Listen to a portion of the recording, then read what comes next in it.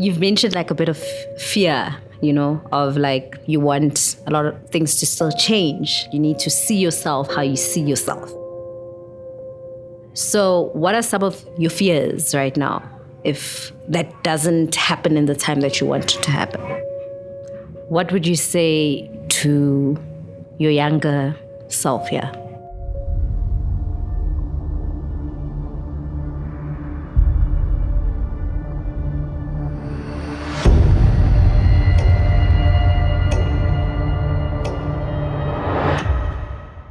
You've mentioned like a bit of fear, of like the fact that, you want a lot of things to still change. You need to see yourself how you see yourself, mentally, and it actually manifesting in the physical, right?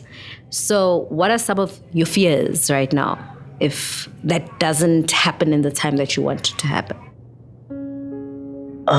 So I think a lot of them are just based off like being in a relationship, or if I were to find myself in another relationship or different relationship. And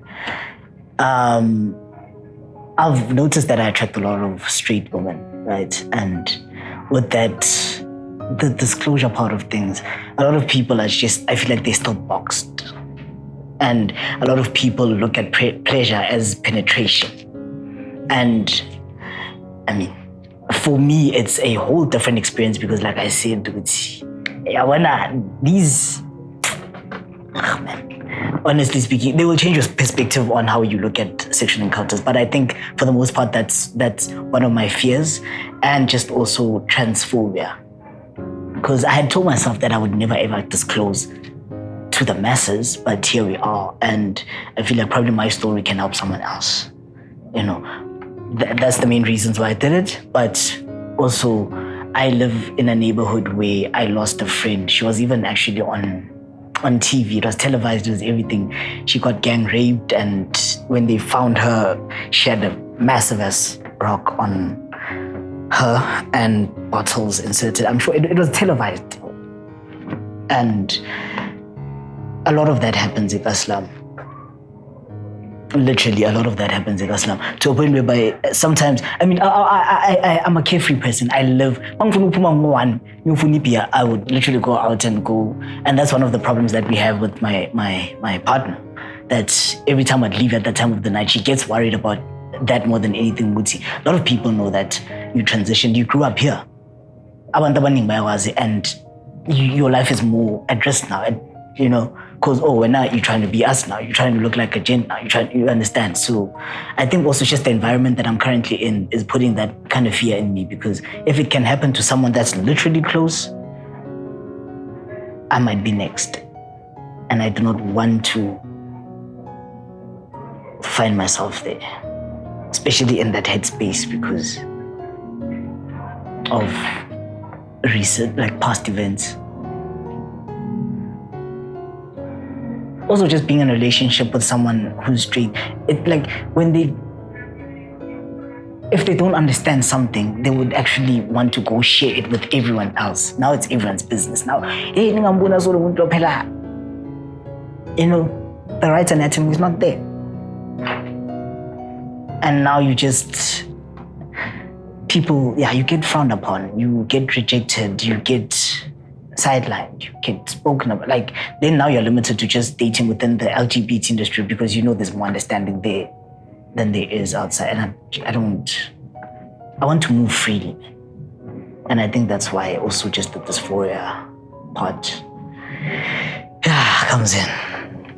How's therapy helping you get through this? Is as though I honestly feel like it's not. Sometimes it feels like toxic positivity more than anything. Because you're trying to convince someone that it's going to be okay. Even when you actually don't really know what they are literally going through. Like, when someone goes through something, right? I feel like it's unfair for you to say, I understand what you mean. I feel like the right terms would be, I can only imagine, because you can't fully understand someone else's pain. And that's how I view it. That's why I would look at it as toxic positivity, because how do you understand something when you are not in my shoes? Even if you ask someone to be in my shoes, we can be going through the same thing, but the pain, the intensity, it's a different experience. It's one thing that we all have different. And that's why therapy for me is like, it helps, to get that out of your chest, but then at night it comes back. Then sometimes, like I said, my partner is a straight person, and she has the biggest crush on Ryan Reynolds, which is cute, but it's like, this nigga got a date though. And I don't want to start looking like I'm an insecure person, but you understand what mentally, I'm a very open person, I'm very understanding, but I feel like also just intrusive thoughts come to play. And yeah, but therapy does work when it wants to. I feel like when I allow it to.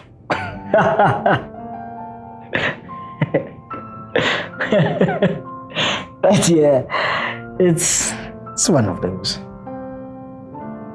What are your hopes for the future? For yourself? Yeah, what do you... Phalloplasty. Yeah, it's wild, but it's true, bruh. Honestly speaking. Well, I have a lot I want to accomplish in the future. I think a lot of things I'm currently working on, especially career-wise, a lot of things are in the process. A lot of things are in motion. A lot of action is being put towards what I want to achieve.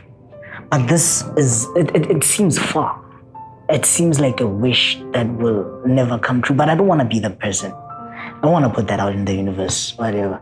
Thing is, the amount of money it takes, it's just that 600K on its own gets me the axo weaker admission. Haven't spoken about the treatment, because when you get phalloplasty, there's a point where you have to reside within close range of the facility, right, or the hospital for like the next 6 months.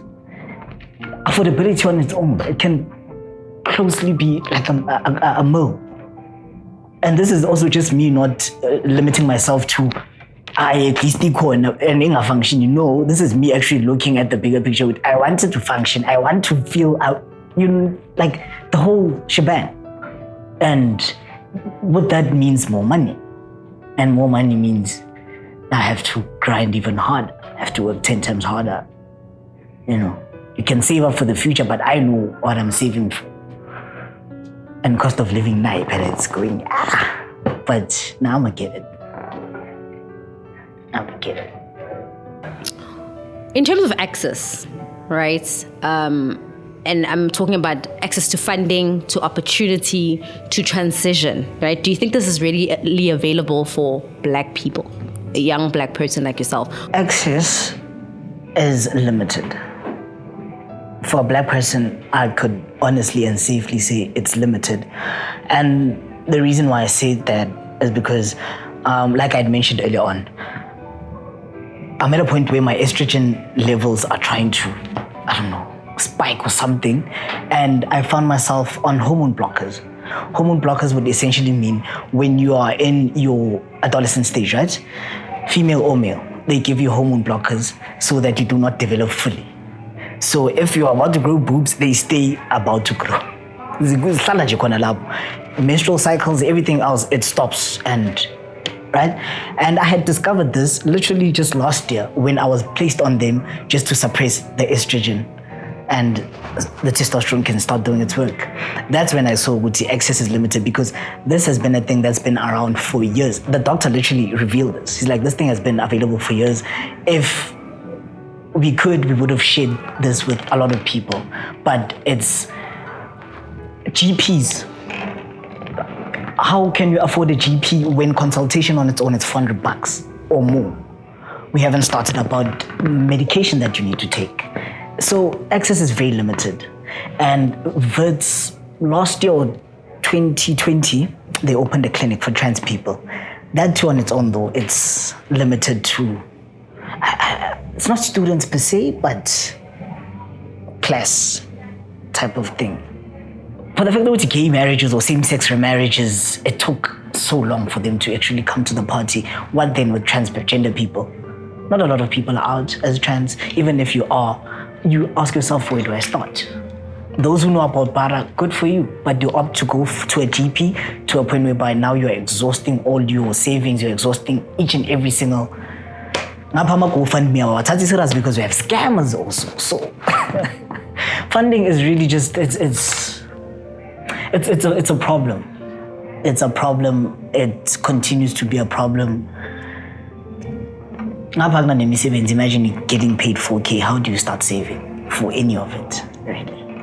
When you have to make and you're literally getting paid imali to survive. Like Flame just said the other day, call center and Vodacom when she was interviewed. You literally just work to eat and so how are you gonna afford to transition? Which is unfair though. Because that means more people are depressed, more people are anxious, suicide rates are going up. Access is limited. So what would you say to somebody who feels like, I know, that there's a better expression of myself and, I want to transition? In all honesty, I feel like these groups, we usually take these groups for granted, especially it's social media, but those actually really do help because the group that I told you about, they actually have camps. And they have camps where everything is paid for by them. It's an NGO. They literally would fund everything from you coming there. The camps could be anywhere. It could happen in Kohartis, Cape Town, wherever they travel.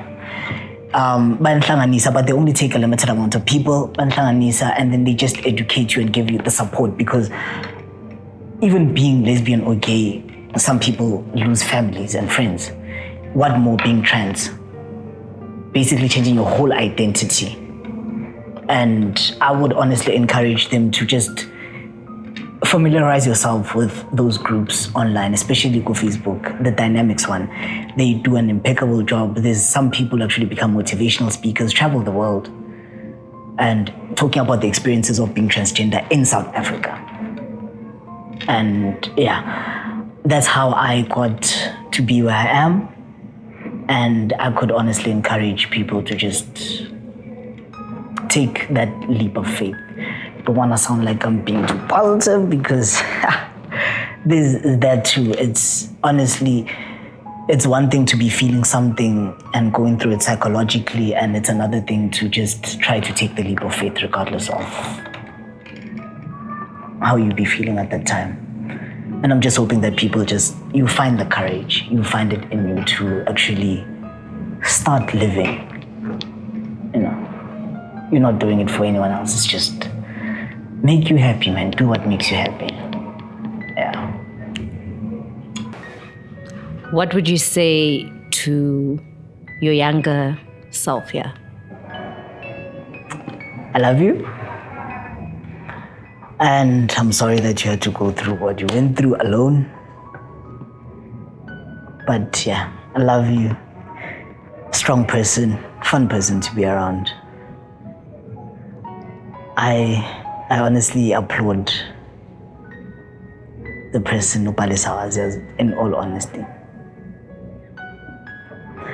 Yo, actually that picture, but I love her. I love her. I love her so much.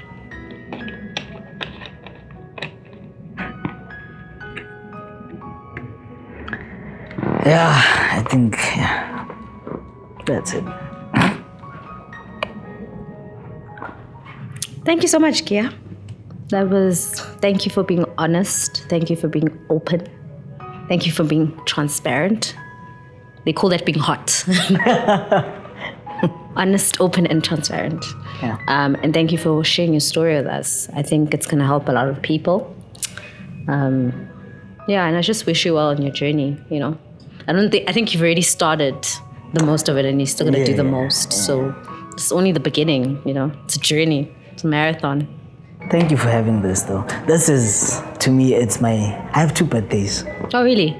Yeah. Oh, so you've got My day of transitioning. which is the 7th, right, of March, okay? No, the 10th of March. The 10th of March, okay. I'm a baby in this, 7 years. You're 7 years old. Yeah. So there's dog years here. And Yeah. it's like So this was a trans beautiful years. present. This was a beautiful present. I think a lot of reflection was needed. A lot of reminders, and also just what she stood for as a reminder of what I should stand for. This was amazing. So I think your actual age or whatever is the dog years. Like that's like 1 year. Every 7 years is one. And the real age is this one. Yeah. Gotcha. Yeah. Thanks, man. Thank you so much. Birthed a king.